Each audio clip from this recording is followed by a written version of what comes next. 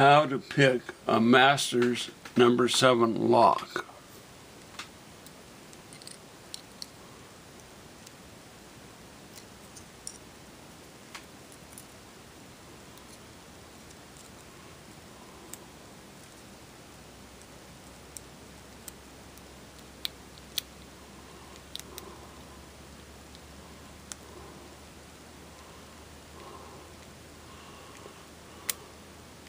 There we go.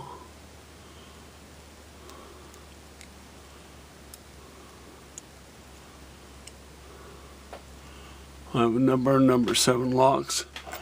This is the end result of how I want to have them. I want to have 2 keys for each lock on a little ring, and I'll put them in one place. And then someday my estate can sell all the locks with keys.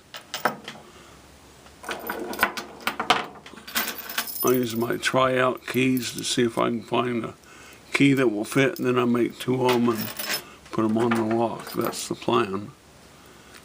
These locks were keyed alike. The same keys were made.